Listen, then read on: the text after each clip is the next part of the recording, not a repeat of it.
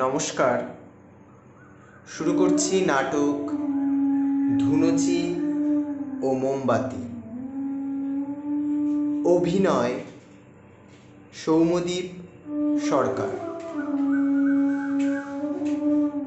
নাটক ও নির্দেশনা সাগর বণিক। প্রযোজনা ফেরিওয়ালা থিয়েটার একাডেমি। শুরু করছি নাটক ধুনুচি ও মোমবাতি।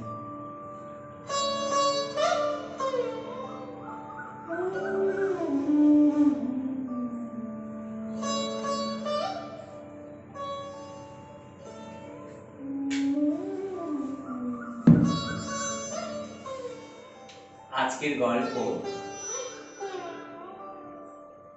এদেরকে নিয়ে। ওদের দেখা হয়েছিল নিধিবাবুর বাড়ি। নিধিবাবু হলেন এই বাড়ির গৃহকর্তা। আজ ওনার বাড়িতেই রাধা গোবিন্দের পুজো। আহা, বলছি সবই তো রয়েছে, ধুনুচিটা কোথায়? ধুনুচি তুমি আনোনি? দেখেছো, সব আনতে বলেছেন, ধুনুচিটা আনলে। এই দেখেছো গিন্নি, সব আনা হয়েছে। ধুনুচির কথা তো মনে নেই, একদম বলে গেছে। এই তুই একটু দাঁড়া, আমি এক্ষুনি নিয়ে আসছি। হ্যাঁ, বাজাতে যেই বলা সেই কাজ। আমি নিধিবাবু। নিধিবাবু হলেন এই বাড়ির গৃহকর্তা। আর উনি বাজারে আসতে রতন আর শ্যামল হলো এই দুই ভাই। আর নিধিবাবুকে দেখেই শুরু হয়ে গেল আরে কি করছিস? আরে আরে পড়ে যাবো, হা ছাড়, এরকম করিস না, মাথাটা ব্যথা। আরে আহা, কি হচ্ছে এটা কি? দেখ রতন, তোর দোকান থেকে তো পুজোর সমস্ত জিনিস কেনা হয়েছে। শ্যামলের দোকান থেকে নয় এই একটা জিনিস কিনলাম, অসুবিধার কি আছে? এই বলে আমাদের ধুনুচিকে নিয়ে আসা হলো। আমাদের ধুনুচি যেমন তার কালো হরিণ চোখ, তেমন তার সারা অঙ্গে চেয়ে আছে শ্যামল। আর এদিকে আমাদের মোমবাতি যেমন সুদীর্ঘ তেমন সুপুরুষ। তার রূপের আলোয় গোটা জগৎ আলোময়। অন্ধকারকে দূর করে আলো করার ক্ষমতাও মোমবাতির অনেক। আর সেখানেই দেখা হয়েছিল ওদের দুইজনে। আহা মালতী, নবীতে থালাটা নিয়ে আয়, ঠাকুর মশাই চলে এলো। হ্যাঁ গো, কোথায় তোমার হয়েছে? তাড়াতাড়ি এসো, ঠাকুর মশাই শুরু হয়ে গেল, যে পুজোটা শুরু হয়ে গেল, তাড়াতাড়ি এসো। ঠাকুর মশাই আপনি শুরু করে।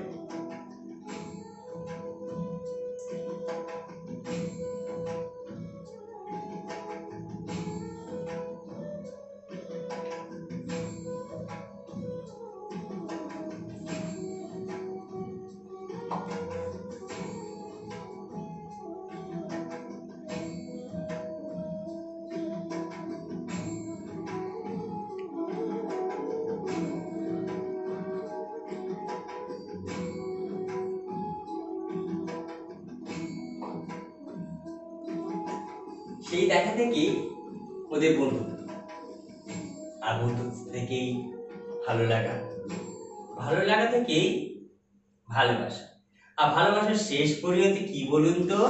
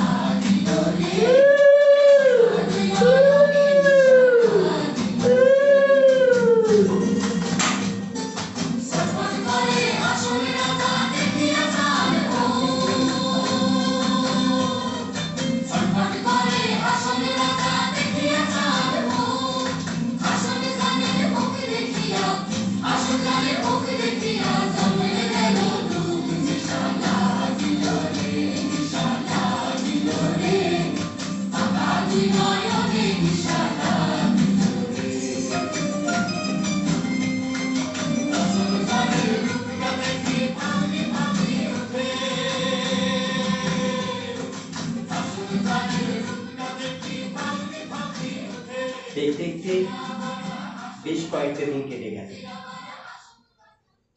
নতুন সংসার, নতুন বাড়ি, নতুন সব মানুষজন।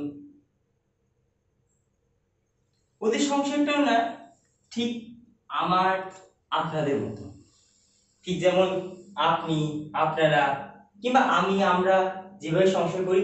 আহা, কখন থেকে বলছি তরকারিটা নুনটা নিয়ে আসো নিয়ে আসো, এই লোকটা কোনো কথাই শোনে না, আবার রান্নাটা যে পুড়েই গেল। উফ, হ্যাঁ হ্যাঁ যাচ্ছি যাচ্ছি যাচ্ছি, এত চিৎকার করার কি আছে, যাচ্ছি যাচ্ছি দাদা, আলু কত করে, হ্যাঁ হ্যাঁ তাড়াতাড়ি দিন, গিনি চটে আছে, হ্যাঁ হ্যাঁ হ্যাঁ, দাদা হ্যাঁ ভালো আছেন, হ্যাঁ আসবেন আসবেন, নমস্কার আসবেন। ঠিক যেমন আপনারা, আপনি কিংবা আমরা যেভাবে সংসার করি, ওদের সংসারটাও ঠিক আমার আপনাদের মধ্যে ছোট্ট সংসার, তবে খুব গুছানো। দিনকে দিন ভালো লাগতো একে অপরের পাশে থাকা, একে অপরের প্রতি ভালোবাসার গুরুত্ব, একে অপরকে বোঝা বাড়তে থাকবে, একে অপরের খেয়াল রাখা। ঠিক যেমন আপনারা যেভাবে সংসার করি সেই রকম। আর ওদের এই ভালোবাসাটাকে আরো দ্বিগুণ করতে ওদের সংসারে এলো ছোট্ট সদস্য,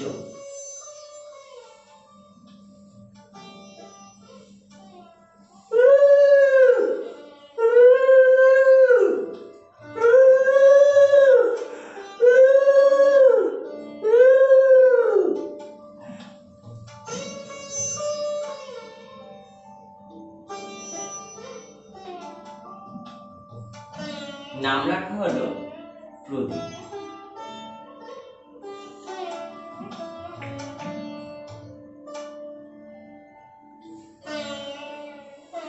ওদের এই ছোট্ট সংসারে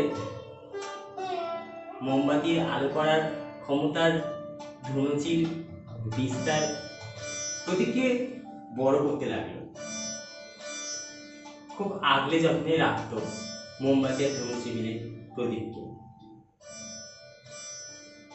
ছোট্ট প্রদীপ অনেক বড় হয়ে যেতে লাগলো ধীরে ধীরে, মোমবাতির ভালোবাসা, ধুনুচির স্নেহে। কিন্তু হঠাৎ একদিন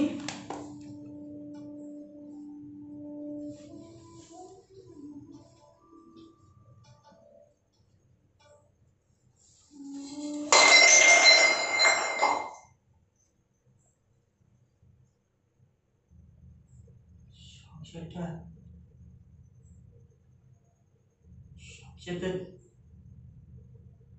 দুটো ভাগে ভাগ হয়ে গেল, দু টুকরো হয়ে গেল।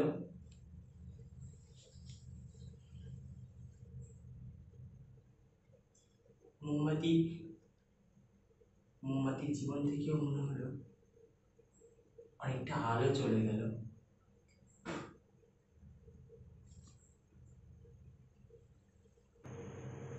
জীবন তো এরকমই হয়, নদীর এই কূল ভাঙে তো ও কূল করে।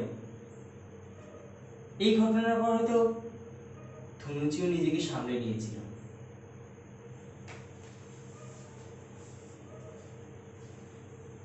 মোমবাতির দিন কাটছিল বড্ড একাকিত্বে।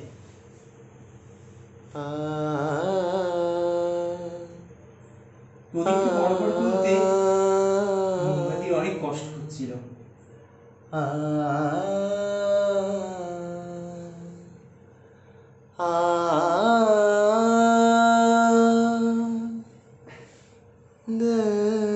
এরকমই বছর ঘুরতে না ঘুরতে কয়েক বছর পর আবারও নিধুবাবুর বাড়িতে রাধা গোবিন্দের পুজো, আর সেখানেই নতুন একজনের সাথে দেখা। কে বলুন তো?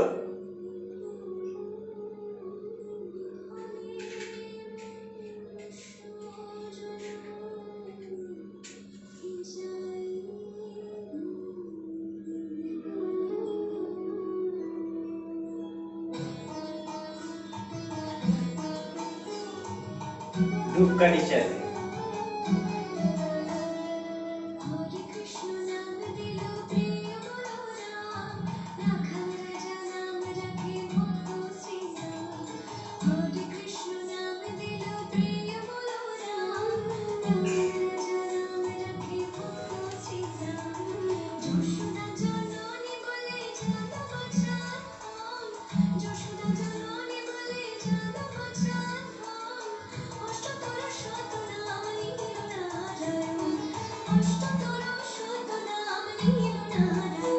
রাধা মাধব রাস।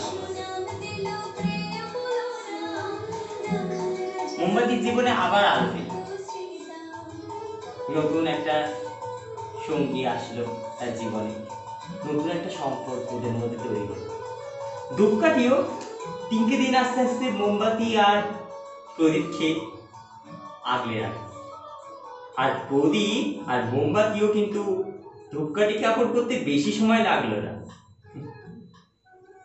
ওদের সম্পর্কটা খুব সুন্দর চলছে। একদিন হঠাৎ রাস্তার এই প্রান্তে ধুনুজি, আর রাস্তার এপার প্রান্তে মোমবাতি, প্রদীপ আর ধূপকাঠি।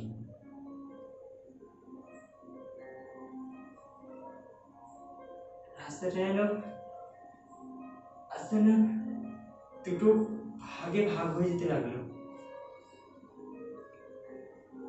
মোমবাতি ধনুজির দিকে তাকিয়ে আছে, আর ধনুজিও মোমবাতির দিকে তাকিয়ে আছে। কেউ কোনো কথা বলছে না, দুজনেই চুপ, দুজনেই চুপ। এমনই তো হয় বলুন, চেনা মানুষ চেনা গল্পে কখন অচেনা হয়ে যায়।